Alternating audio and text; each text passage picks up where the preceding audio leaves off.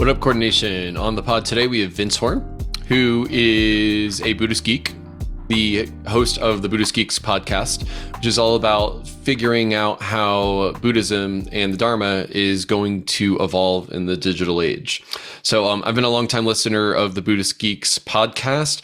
About 9 to 12 months ago, I was on the Buddhist Geeks podcast and we talked about the sort of parallels with financial sovereignty that can come out of the blockchain space and psychological sovereignty that kind of comes out of Buddhist practice, and what are the intersection of those two things. And Vince and I launched this thing called Sangha DAO, which is basically just a Discord channel where people who are interested in the Dharma and people who are interested in Web3 could come together and figure out what the intersection of that was. And the hope was that multiple Sangha DAOs were going to come out of that movement. Now, we might have just had our bull market lenses on. It might have been naive to think that that was going to happen, but the Sangha DAO kind of piddled out. The activity there did not continue, but I'm really happy to see that there was dozens, maybe about 100 people who are interested in the intersection of these things and what can these practices learn from each other. And I'm really excited to see that Vince continues to go down the Web3 rabbit hole. Even after all the stuff that's happened over the last year, Vince sees an opportunity to decentralize the Dharma with the work that he's doing with Interbeing app and Interbeing protocol. So we talk a lot about that on this episode. We actually do a social meditation halfway through the episode so that you can see what the Interbeing protocol is, and or at least one of the Interbeing protocols. There's multiple of them, and I think this is a special, unique episode. Vince cares about decentralization, he cares about Dharma, and he's a pioneer in the digital Dharma space, and so that's why this is a really fun episode for me. We talk halfway through the episode about what are the parallels between decentralizing context in a DAO and decentralizing the Dharma, which is basically how do you augment how present you are and how to teach something that's that high context and how and that important to someone else in your Sangha, and what are the parallels between that and a DAO where you're trying to decentralize power and context from yourself to other people that are in the DAO. And you know, there's ways in which that those parallels break down, but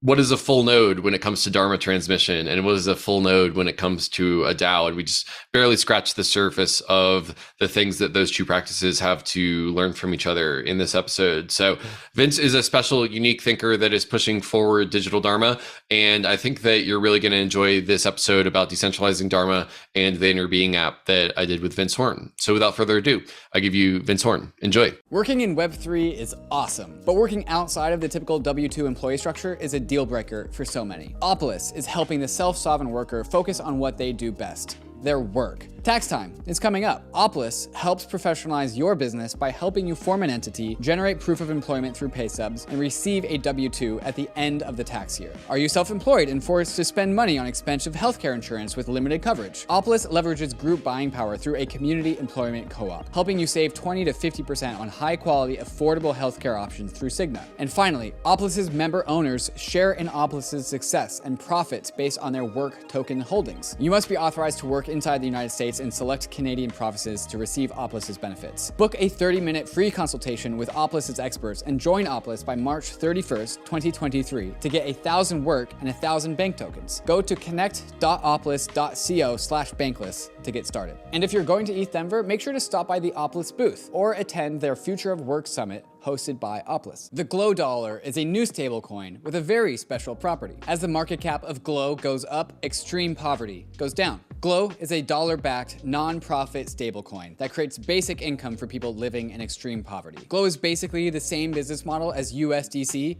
with yield-generating treasuries on one side and a stablecoin on Ethereum on the other. But instead of being a for-profit company, Glow is a non-profit that donates 100% of all yields from the Glow Reserve to Give Directly's basic income program. Give Directly is a charity that gives people money, no strings attached, to people living in poverty, and is a charity that Vitalik has previously donated to and supported in the past. With Glow, you can reduce poverty just by holding a stablecoin. Glow is launching in early 2023, and you can join the waitlist at glowdollar.org/greenpill. That's glodollar.org/greenpill. All right. What's up, Vince? How you doing? Hey, good morning, Kevin. Good to see you. GM. TM, back to you. That's right. We don't say good morning in this show, just right. TM. Us doing podcasts together will just be a continuation of me trying to play down the Web3 culture rabbit hole, Vince. And vice versa on the Buddhist rabbit hole. So that's fine. Yeah, exactly. So you and I did a podcast together maybe 9 months ago on the Buddhist Geeks podcast, in which we talked about something called Sangha DAO. Sangha being your community of Buddhist practitioners, and then DAO being a Web3 provocation of that. And yeah, we started a Discord, and we tried to put something together, actually creating a DAO, a Sangha DAO, and it didn't really turn into a DAO on its own, although it kind of created a cultural intersection between people who are into Buddhism and people who are into Web3.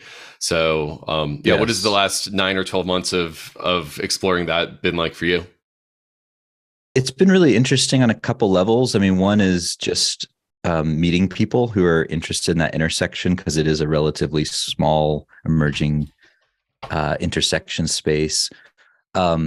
And there has been some practical stuff that's come out of that. Like we held a series, and I want to hear mentioned Ants Cabral, who's been an important part of this. He brought sort of his sort of decentralized organizing skills and a really nice format that he called the Community Greenhouse to Sangha DAO, and we held a number of those in which people who were actually working on projects, whether at the very early ideation phase or actually have built something, could come and share and talk about the project at that intersection of Dharma and DAO, Web3 and Buddhism. And it was cool to just basically discover that, in fact, there aren't that many projects in this space, but there are some, and there are some people who are working at that sort of the edge and of those two coming together. So that was quite cool. And then for me on a personal level, being a serial entrepreneur, it's been helpful to think through kind of how, if at all, to use Web3 tech for the projects that I'm working on. It's been a nice space to kind of explore that as a participant. So yeah, I'd say there's not a whole lot that's come out of Sangha DAO in terms of formal organization or anything like that, but there's been some cool connections and a space at least where, we can talk about these things or start to. Right. Yeah. I think that, when we did that podcast, and maybe we'll link to that podcast in the show notes so that people can go back in time and check it out. But I think that the a priori sort of analysis was that the Buddhist path can create psychological sovereignty for you, and that Web3 can create some amount of financial sovereignty for you if you use it responsibly. Probably if you use it responsibly in both camps. And so, what is the sort of alignment of those two communities? And then we created this meme of Sangha DAO. There was a really active Discord for like 3 or 6 months, but then I think people kind of moved on with their other projects, and so it wasn't a DAO so much as a generator of social, like an intersection of two different social groups, and it sounds like some of your projects have been influenced by that. So it wasn't totally for naught, but it was sort of an emergent sort of group that came together there. I got to stop calling things DAOs that aren't actually DAOs. They're like generators of maybe future DAOs. But yeah, anything to say about that sort of? There's a word that needs to be invented there, I guess. Yeah. You're good at that. Provocation or something like that. But yeah, I guess could you tell us what are you working on now? And is there any Web3 influence with it? Yes, and yes. So now the main thing I've been working on the last several months is it's a multiplayer meditation app called Interbeing, and we're building it on the Zoom platform because that's where communities already are hanging out virtually. And our intention is to take this past 12 years of training in and doing and then creating interpersonal meditation practices that are actually designed to be done out loud with other people rather than silently by yourself, and to essentially figure out how to scale that up in a way that's trauma-informed and effective to a larger audience. Because the main problem right now with meditation apps is that they're all like glorified iPods. They just play basically various versions of guided broadcast meditations. which is cool and important. And I've done that. I've recorded lots of meditations and had them on apps and stuff. And I don't think that's going away. But it's kind of interesting to me that we've yet in the meditation space to realize the paradigmatic power, the shift from the sort of individual one-to-many broadcast model, the 21st century, like TV and, radio and newspapers, to like the internet age and the peer-to-peer model. Like meditation has not, in mainstream meditation, has not made that leap yet. Yeah. And so essentially that's what I'm working on, is how to do that. And there is a Web3 aspect to this, although we're starting just with a sort of standard Web2 kind of approach. Our intention is to link back to Web3, or to help create, in a sense, a kind of meta game or ecosystem around which these practices could have another level of meaning. And right now I'm thinking of this mostly as a massively multiplayer meditation online role-playing game, or MMORPG .xyz. I've actually got the domain. So nice. That's the Web3 domain, TLD, I think. That's it. Yeah. So yeah, there's an idea of how to take some of these inherently relational practices and build a kind of role-playing game, underneath it or on top of it, to help incentivize the actual behavior of doing the practices. Yeah, I love that MMORPG just is provocative, especially knowing that one of those M's is meditation. And I totally see the analog with multiplayer meditation being a huge opportunity. I mean, Figma took design and made it multiplayer. I know that a bunch of people are working on taking coding and making it multiplayer, and just taking meditation and making it multiplayer feels like a totally obvious leap when I put it in that context. And I'm curious, does that facilitate faster learning or faster decentralization of the Dharma to be able to do it many to many instead of just one to many in the broadcast model? What kind of weird stuff have you seen since starting to play with multiplayer meditation? Yeah, absolutely. That's actually what's most exciting about it. Is a pedagogical leap. It's a quantum leap in terms of learning. Because you're not just being given this sort of instructions and then going off on your own and trying to kind of grind through them and figure them out without much feedback. In those practices, which I think maybe we'll do a little bit together here to demonstrate them at some point. So it's not just theoretical. In those practices, you actually hear each other practicing. So it takes, what in meditation, it's normally a black box. Your experience is a black box. Like you don't really know what the hell's going on unless you've developed your ultra psychic powers. You don't know what's going on in another person's experience unless they say so. And usually when they do say so, it's being filtered through lots of interpretive abstractions of stories that the people are making up about it. But in these techniques that we do, the techniques are usually very simple. There's not a whole lot of space for story. And so you actually just hear at a very simple level, like what's happening for someone right now, as an example. And so that's very powerful to be able to kind of immediately get that instantaneous feedback and modeling. And then the other thing it does is it cuts down mind wandering by a huge factor, because there's a peer pressure in these practices. Like, when it's your turn or when it's time to go, you can't be like off on a 10-minute fantasy. You just like, you have maybe a few seconds. My favorite way to spend time on the meditation mat, because I'm a novice meditator. I don't have that loop that's like, hey, Kevin, focus on your breath again. But if I was in a social group, then maybe that would kind of be there. That's right. The peer pressure can kind of override the tendency to just want to like hang out and think about things. Yeah. Should we do one instead of just talking about them? Should we do one? Okay. Yeah, let's demonstrate it. Cool. Yeah, take us away. Okay, cool. Well, I think the easiest practice to demonstrate, and here the intention is not just for people who are listening to just watch this or observe it intellectually, but actually there's a deeper invitation, if you like, which is to witness the practice and to witness with presence, like to actually be present and hear Kevin and I go back and forth as we share our experience aloud, and to see how that impacts you, actually, to see the effect of doing that. The easiest practice, I think, to start is one that you've done before, Kevin. It's called there is noting.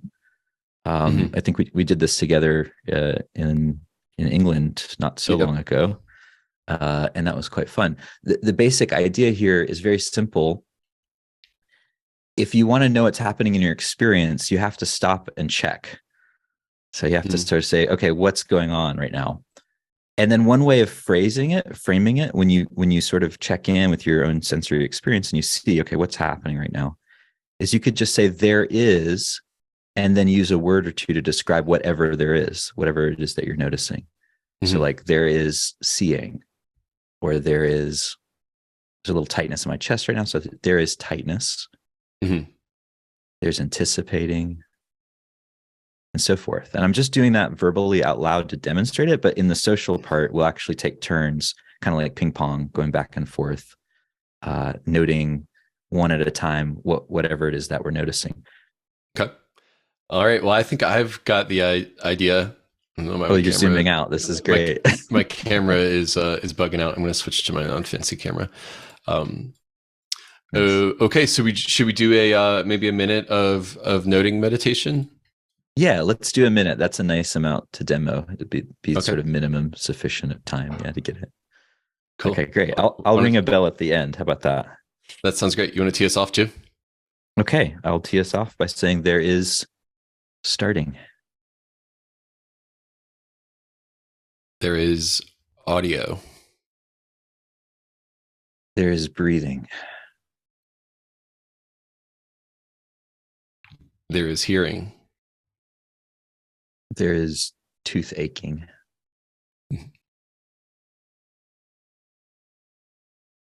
There is grogginess.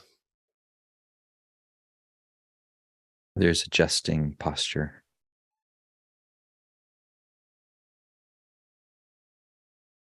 There is slowing down.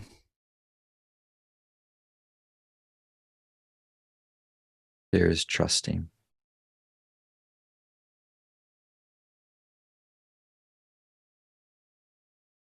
There is adjusting.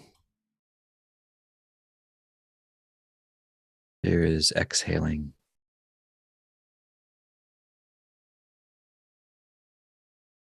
There is presence.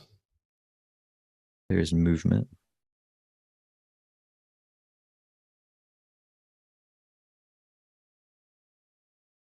There is notifications. Okay, we'll end on that note. Yeah. I should have got a notification. I got to go chase that dopamine hit. But now I'm present about it, at least as I'm chasing that dopamine. Yes. Now you're aware of how painful it is. Well, it's different. So that's the first time I think that we've done the meditation together over digital, right? Which is just a totally different level of presence than I think last time we were physically in each other's presence, which kind of creates a different dynamic to it. But what should the listener be noting about the noting experience, to ask a meta question? I think one thing to note here is that in this practice, any words you use are okay. The purpose of the notes, we call them notes or labels in this technique, are not to actually it's not about trying to find the right word. Rather, it's trying to keep the noticing function of the mind, the part of the mind and attention that is constantly noticing how things are, this metacognitive capacity. It's trying to link that and bind that to our sensory experience, to actually see what is it that you're sensing, because there's noticing and sensing, and those two are different functions. And oftentimes we're so lost in our conceptualizations about things that we're noticing that we lose touch with, like feeling our feet on the ground, like these very basic experiences that if you lose, it's much harder to stay resilient and stay grounded and stay centered and stay healthy, because we've lost touch with this basic kind of information that the body is sending us. So it kind of reminds me of. Mentioned.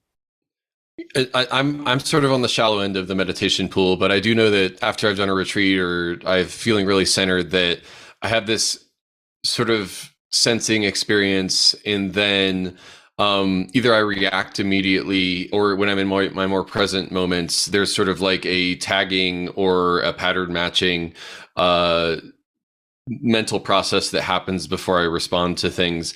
And it almost feels like what I'm doing with the Interbeing protocol meditation that we just did is like, it's almost like the noting is it's like building the muscle of tagging and pattern matching my sensory experience, and doing it with you I feel like I'm like a level 2 like meditator, and you're like a level 99 meditator. Like there's almost like an amount of social transference, like I'm syncing your presence, your ability to note with mine, and I don't know, that's what I think is cool about it. But again, I'm just a novice. Is that how it's supposed to work? Yeah, that's right. Actually, that's really interesting observation too, because on the other side, for me, it means working with someone who's fairly new to their mind. Like I feel kind of a tugged down to where they are. They might feel pulled up, and but actually, that's good because at least in my tradition, we talk about two things. We talk about wisdom or transcendent wisdom, and then compassion.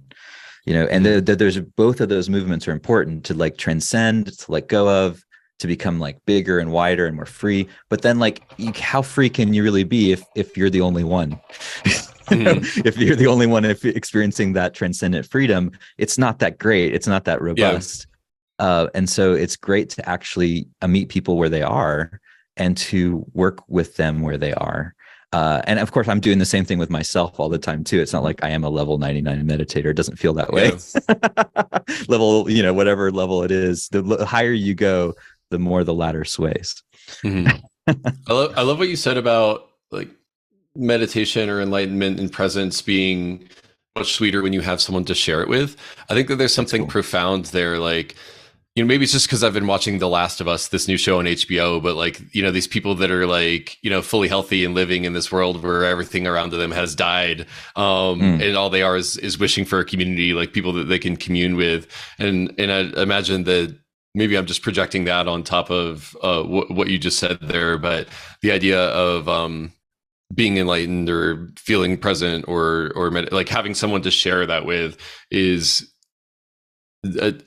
better, is like, I just think that that's kind of like a profound statement. And the fact that you're working on live meditation protocols so that people can share those and bootstrap those things, kind of like it's an interesting investment, like a high leverage point for creating that world that you want to see. Working on multiplayer meditation, I think is where we'll end this meandering observation. Yeah, no, thank you for saying that. I appreciate your support in all this, Kevin. And to take the word enlightenment, which is also quite problematic in a lot of ways, because we can just project all of our fantasies onto that word. Like for me, in doing these practices, what I think enlightenment actually looks like is being attentive to your experience and to others simultaneously. That's all it is. It's just the ability to hold your experience in mind and the experience of others without completely collapsing in on yourself, like losing everyone else into yourself or losing yourself into others. And I've noticed people tend to have one of those two tendencies. And so this practice is about learning how to actually maintain a balanced attention. I call it introspection, where you're both aware of your own feelings and thoughts and sensations and others around you. And this is just hyper functional thing to do. Like when you're able to do that, you become a better person and more effective. And so it's actually really functional and really useful. And we don't even have to get into the mystical dimension of this, which by the way is pretty profound, because then you realize you're not who you thought you were. You're something which is sort of more like networked rather than like an individual. And I think that's quite beautiful to realize. Yeah. Well, it'd be nice to realize that I'm a networked individual in a presence-based mindful way, instead of when I'm just scrolling Twitter and blasting myself with everyone else's thoughts. A more mindful, networked individual. Yeah, good point. Yeah. So are we still talking about this? I know a name that you were toying with for a little while was Interbeing Protocol. Is that still a name that you're using? Yeah. So the app that I mentioned earlier is called Interbeing. And people can find it at interbeing.us, or at least our landing page there. And the Interbeing protocol are the set of basic schematics that describe different sort of, to use Daniel Schmachtenberger's term, they're like generator functions for these practices. So they describe kind of what are the kind of key elements that need to be defined when you do a set of practices. And then within that, then one could generate all kinds of different practices as we have in our community. Mm. So there's an app called Interbeing in which you can experience it, but then the sort of Web3 pill in you is thinking about how do we abstract the actual practices into like credibly neutral protocols that no one owns, and then yes. So there's a consumer facing experience, and there's a protocol centric experience there. Yes, and our my current founder and I co-founder, we're talking about how to make that into an actual like role playing game, like very simple, and maybe Crypto Kitties meets Headspace kind of thing, where it's like you have a basic character, that's like a soul bound NFT, so that any practice you're doing using these protocols could be logged on a kind of immutable ledger. And you could, more than that, you could see the different qualities that you're developing, because they're different protocols. Like the one we just did is called the social noting protocol. And it's really mindfulness centric. It's about developing that capacity to just notice what you're sensing in real time. But there are other protocols like the social metta protocol. Metta is a word that means friendliness or loving kindness. And in that protocol, it's more about cultivating and generating positive mind states. And inclining toward well-wishing. And that's a different capacity. And so you could see that maybe reflected like on a contemplative character sheet, right? It's like how much mindfulness have you done versus heartfulness versus inquiry versus, just constant focus meditation.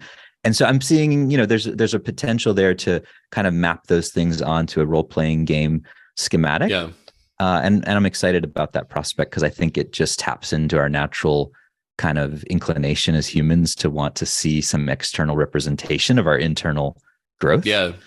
It's like Vitalik and Glenn have this idea of DSOC, which is like you gain all these different badges and this reputation graph that is intersubjective from people giving each other these little NFTs. And Interbeing protocol is like a little Buddhist niche or mindful niche of decentralized society. But I think that there's other there's maybe something else about it being a protocol, in that if it's open source, it's not owned by anyone, which is like the typical way that the Dharma has been transmitted is from teacher to student over years, which is like there's a power imbalance there that just Google like, meditation teacher student power imbalance, and you'll see some of the things that can go wrong with that. But like you sort of freeing that, like this comes back to the sovereignty thing, is like the fact that it's a protocol means that it can be transmitted peer to peer, in kind of a profound, with a profound neutrality to it. So I think that is pretty provocative as well. I think that's the most exciting part of this, from my point of view, but I'm sort of super nerdy in that I am a Dharma lineage holder. Like I'm a part of this sort of formal transmission thing. And I'm really interested in figuring out how to decentralize some of these some of the functions of lineage, so that it can actually open up to more creative collaboration around these things, versus just have a few people at the top who are allowed to innovate, and everyone else is just sort of a receptacle for their innovation.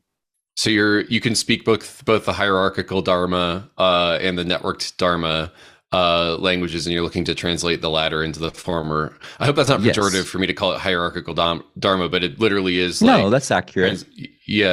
But it is like lineage. Like I could see why if you had been transmitted the Dharma by a teacher and you really wanted to do right by them, you would want to pass it down to someone that you could trust would hold that lineage and that knowledge and that context forward. And so, but by making it many to many instead of one to many, in a way, you're kind of creating even more possibility for that to be passed down. And I think that there's a lot of excitement in that too, even if it's probably way harder than just finding a student and investing in them. It is way harder. And the other thing is it's passing down some parts of what I've learned from my Dharma practice and communities, but it's obviously not all of it. It's like, it's a sliver of the meditation training that I think is really exciting and innovative. But like around training in ethics, for instance, Yeah. like there's nothing like about this that is inherently going to help people become more ethical. Maybe a little bit. If you're more present, you might actually be more kind of attuned to these concerns. So maybe there's a slight net improvement, but it's not directly focused on that. So in that sense, it's an unbundling of the Dharma training and focus specifically on the meditation part of that. Mm-hmm. Yeah. Well, do you think it's going to be unbundled into a suite of interbeing protocols, or? Yes. Yeah, I think so. I feel like there's a relationship probably between the interbeing protocols and like the OODA loop, observe, orient, decide, act loop that people just go through in their lives also. So it's not like this, just like this transmission, like in the Matrix, where all of a sudden Neo's like, I know Kung Fu. It's not like that with the protocol, but there's like a sort of like relationship between your experience in your life and your practice and the transmission there. Yes. That's probably too reductionist, but that's at least part of it. Yeah, agreed. Yeah. So I have a strange take that I wanted to share with you. And it's what I DM'd you on Friday on Twitter, which is like, basically I'm wondering what the differences and the similarities between peer-to-peer transmission of, we're all about peer-to-peer transmission in the blockchain space. And people who are watching on video will see behind me, I've got a Ethereum node right here that's just validating blocks on the world financial system out of my house in Colorado, which I think there's something profound about that. Like, I'm not on Wall Street. I'm just some guy, and I have a $900 computer that synced the state of the Ethereum blockchain in order to have that context of validating the decentralized ledger that is Ethereum. And I'm wondering what the, and we have a protocol for that. There's a consensus protocol for that. And I'm wondering what the analogs are between Dharma transmission, which is the transfer of knowledge of the practices of enlightenment from peer to peer, person to person, and transferring that context so that people can live their life with presence and perspective. What's the analog between that and two nodes that are syncing the world financial system so that then they can validate humanity's financial transactions day to day?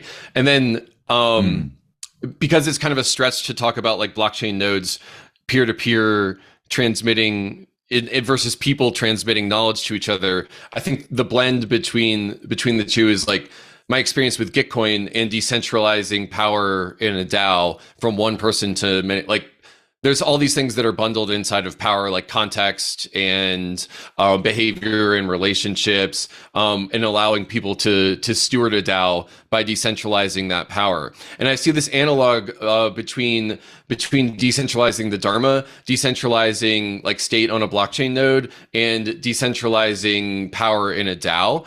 And I'm wondering, like, am I just crazy for seeing this? And what is the how do you become like a full node with respect to transmitting Dharma from one another? And what can we learn about decentralization of power in a DAO from Dharma transmission? So I know this is. I guess I'll stick the landing on this by just saying, do you see any analogs between these things? And if so, what do people have to learn from Dharma transmission? Since I think that's probably the language that you're most familiar with. Yeah. Okay. This is, it's a really interesting and also a very complex question. I guess in a lot of ways, it's complex because there are many different traditions within Buddhism. So sure. I'm going to kind of oversimplify and squash a lot of differences in order to make a cogent point.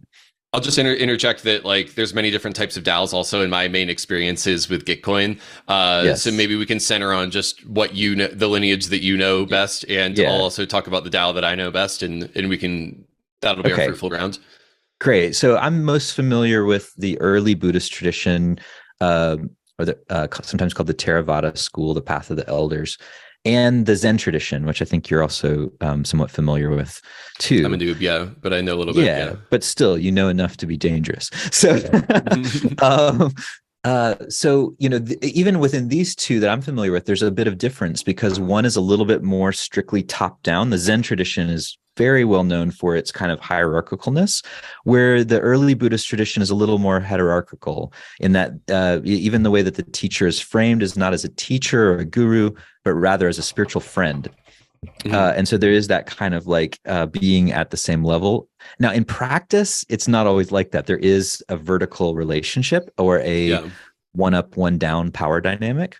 And in the Buddhist tradition, that serves a really important learning function, which is that with that dynamic, yes, we can focus on all the ways it can go wrong, but but if we leave out all the ways it can go right, I think that's missing an important piece of the puzzle, which is, if you're a skilled guide or teacher and you're working with someone and you see there's something they're missing and they look to you as an authority on some things, maybe not everything, right?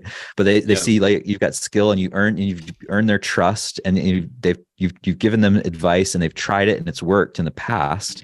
Then you can serve as a kind of catalyst in that role of teacher in their spiritual growth and development, and without which people can spend a long time just kind of spinning in circles because they're not getting feedback and don't know that they're doing something off.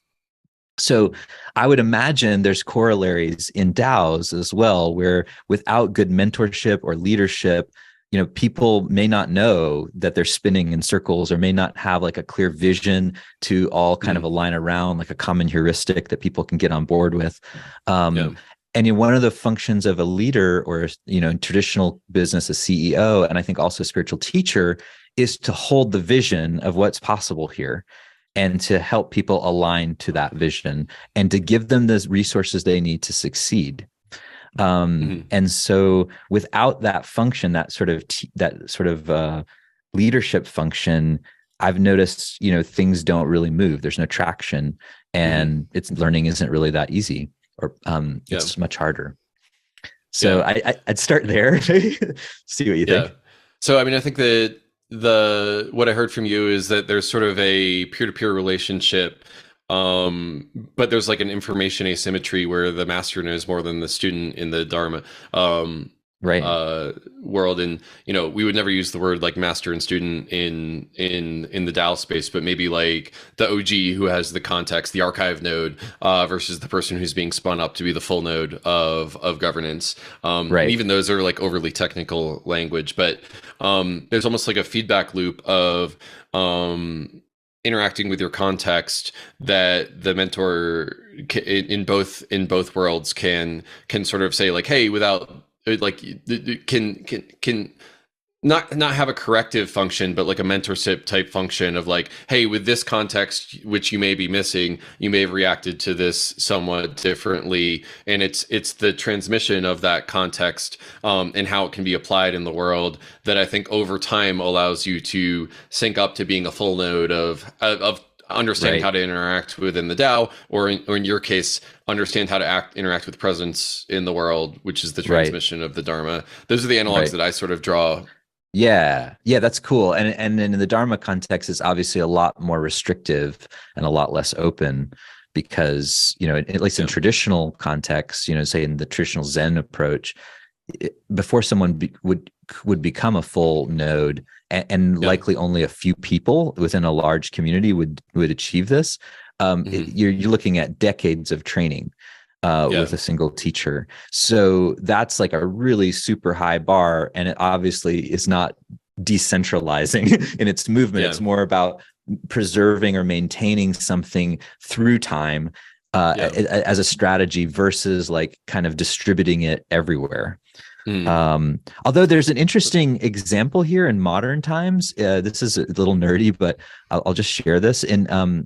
There's a book called The Birth of Insight by Eric Braun, where he describes from a scholarly perspective what was happening in Burma, a country in Southeast Asia, whilst the British were colonizing it. And part of the impact of British colonization on Burmese Buddhism at the time was that it went from being hyper-centralized, the knowledge of the texts and the practices in the monastic community to being something that suddenly they thought might actually be threatened. And so very quickly, all of these meditation practices started being taught broadly and widely to like non-monastics. And they started teaching texts and stuff. And this led to, in large part, the modern meditation movement. So it's actually when that centralized control thing is threatened, then we have examples in history in Buddhism where it becomes more decentralized. Yeah. Well, there's probably multiple analogs with what's going on in DAOs. The analog that popped to mind for me was just talking about how it takes decades to transmit experience of the Dharma. And the thing that popped up for me is that, so my anyone who's watching a video can see my ETH node behind me validating blocks. This is actually my 5th ETH node that I've spun up. The first 2 or 3 I didn't spec correctly. So I put in hard drives that were too low and memory that was too slow. And because of that, it would take weeks, which is a lot in blockchain time, to sync the node. And then it couldn't even stay synced with the current transactions because it was writing too much and it was thrashing. There's a spec called IOPS, which is input output operations, which it didn't have enough of, and therefore it couldn't sync, and it was falling behind. And so, what came to mind for me with respect to talking about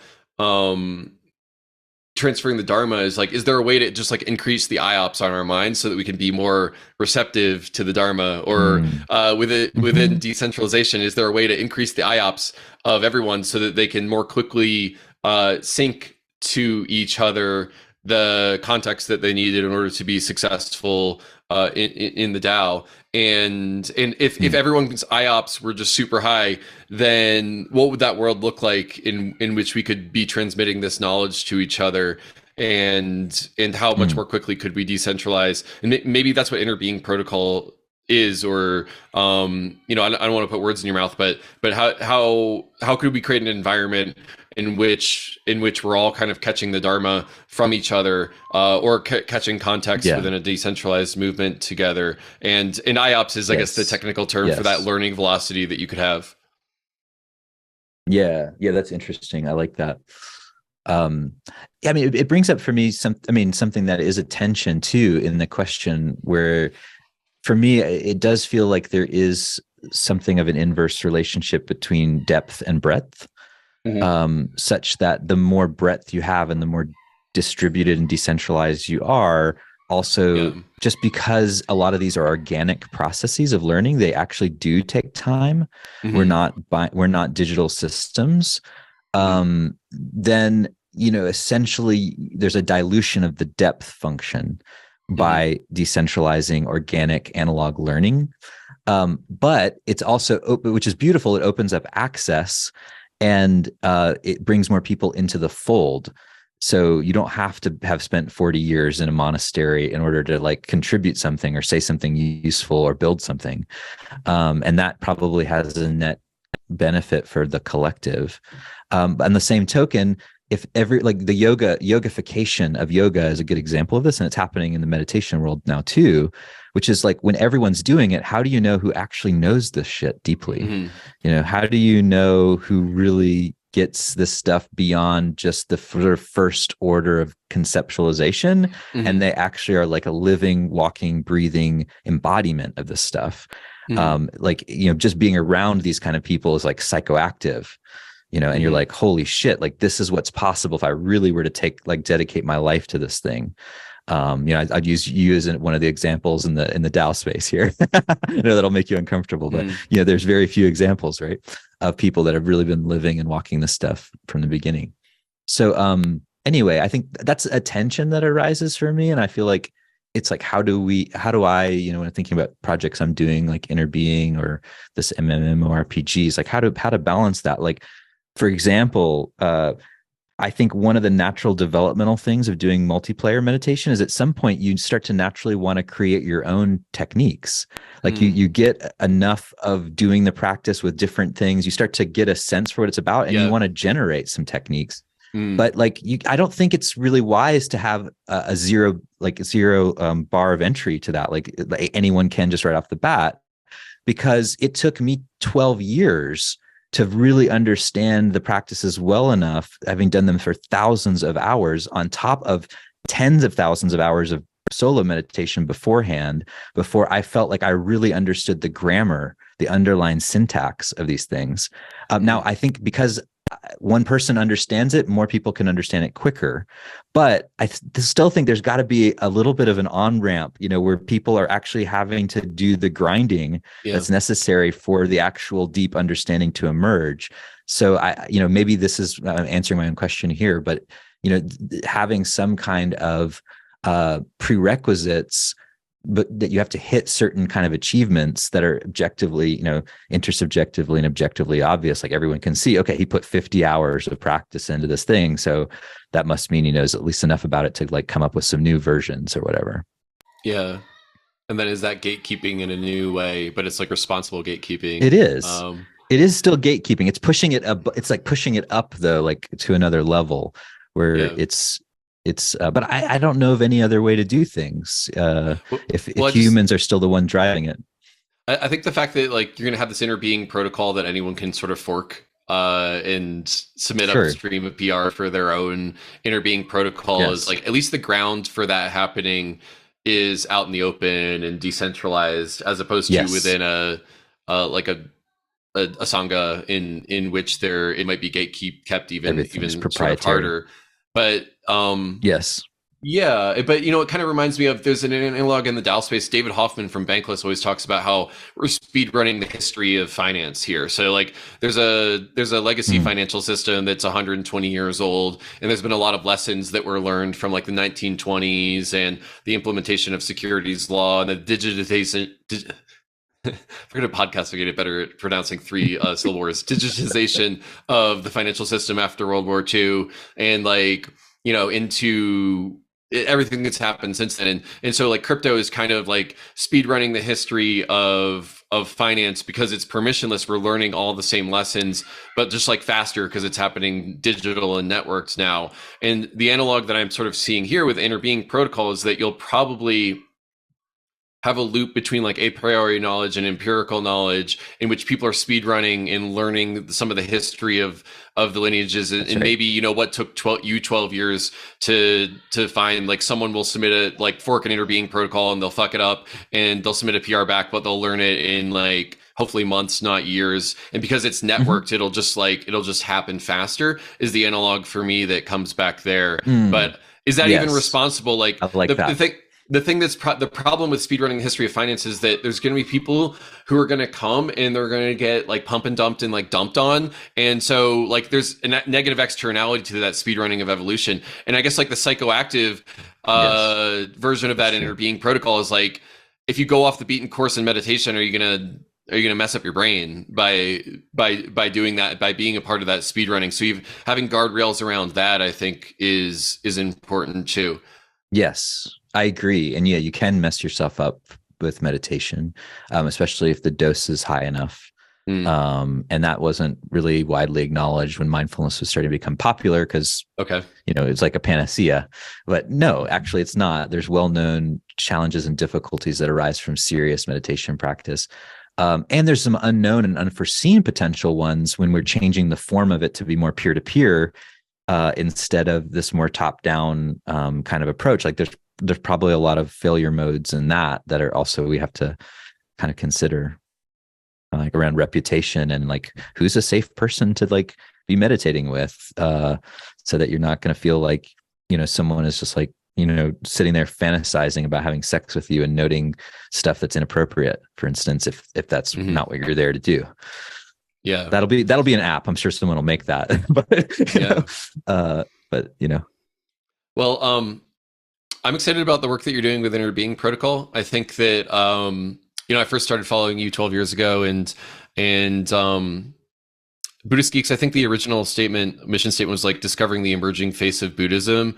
And I think it's maybe since evolved then, but you've always been sort of pressing into the new frontier of the digital with Buddhist practice, which is sort of a heretical thing to do, I think, in many different ways. And so I respect that you're such a pioneer here, Vince, and can't wait to see what's next. Remind me what the Buddhist Geeks latest like mission statement was. It was evolving Dharma is the purpose of Buddhist Geeks. Yeah. Okay.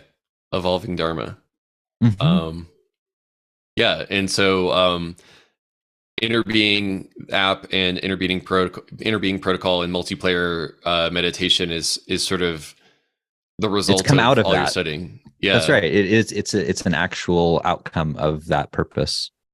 hmm Yeah. Yeah. And I think that, I hope to continue the conversation with you. I think that there's a lot of parallels between decentralization of financial power in the Web3 space and decentralizing Dharma and that psychological sovereignty. So can't wait to see what's next. And now that we've done this episode, everyone who DMs me every other week and says, what's the latest with SanghaDAO? I can point them at this episode now.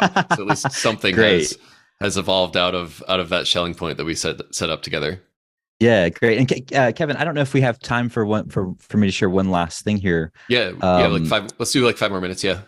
Yeah. So there's one idea that came up when we were talking about this that I think I want to mention as well. I'm sharing it on your screen so you can see it. But it's it's a very simple model that one of my early mentors, a philosopher named Ken Wilber, who developed what he called integral meta theory. It sort of describes these 4 dimensions of what's emerging or what's happening right now.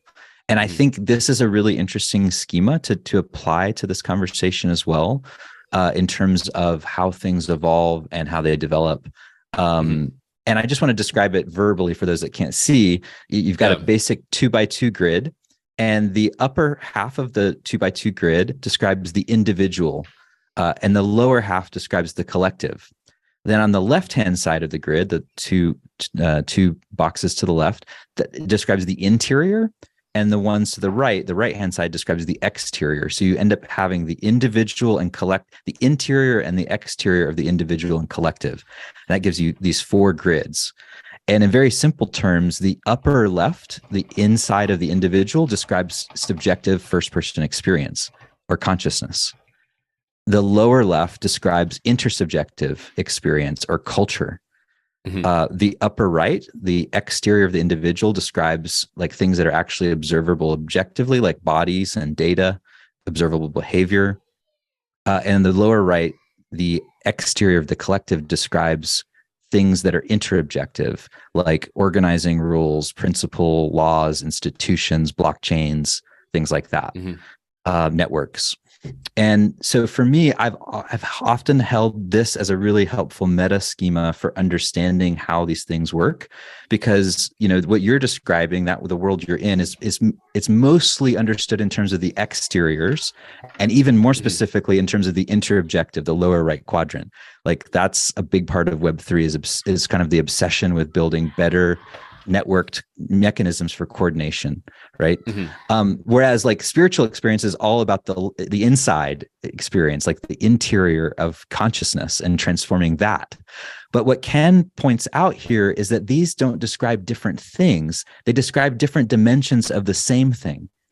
So if something actually is going to evolve, it has to evolve in all of these quadrants at once. There has to be a correlating consciousness that goes along with what's happening in the body, what's going on with the networks or environment one's embedded in, what's going on with the culture that you're participating in. And I think this is a really helpful model to understand maybe the evolution of DAOs and Web3 too, because what's the real challenge? Well, the challenge is building cultures and building and building environments where people can kind of get it, like they have a realization of why this is important, and not just like about using immutable ledgers. It's also about the interior consciousness change that would enable people to use those things for good.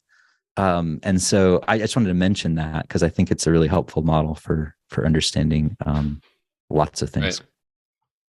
So, I think that's maybe another way of answering our question that we started off that original episode with, which is how does the work that you're doing, which is more centric in the Dharma space, and the work that I'm doing, which is more centric in technology space. Like I literally asked what are the IOPS of humans when you're decentralizing to them? is crossing the boundaries between intersubjective and interobjective. Yes. And because we're all networked individuals, there's a change of self and a change of system that happens in tandem when we lean into adjusting our culture and our awareness and our institutions all at the same time is kind of what I gather back from that. Yes, absolutely. Like when you can have things stick on all those levels, then you have an enduring structure that emerges. That's the basic thesis. Yeah, and I wonder if, you know, we don't have time to like fully unpack this, but you know, there's been a lot of sort of conniption about how social media can be toxic and just like the arguing that emerges on Twitter, and I'm wondering if things like that are sort of the result of like giving us access, but not the like teaching people the intersubjective shared values in order to use these systems. And so by leaning more into building the intersubjective and the interobjective and all of these things together, if we're gonna like what would a networked Sangha look like, and how would it differ from the tire fire of arguments I get in on Twitter is like what gets really exciting to me, because like as the Sangha just means like a people who come together to practice together, a community of practice, and it's very regenerative culture wise in my experience. Having been there, like what would it look like to be plugging into my digital Sangha is kind of how I feel when I get connected to you and the Buddhist Geeks and the people that are around you, Vince. So I think it could be profound for humanity if we can figure out how to carve out those little regenerative cultures together. Yeah, likewise. I agree. Well, is there anything I didn't ask that you want to say? I think we got a few more minutes left. I covered it, man. I covered it. Thank you. Yeah. All right. Well, let's schedule 12 months out. I want to hear how Interbeing protocol is developing from here, and can't wait to see what you do, Vince. I think it's so unique and so important for the world, and you're uniquely positioned to do it. So thank you. Keep up the great work. Likewise. Thanks, Kevin.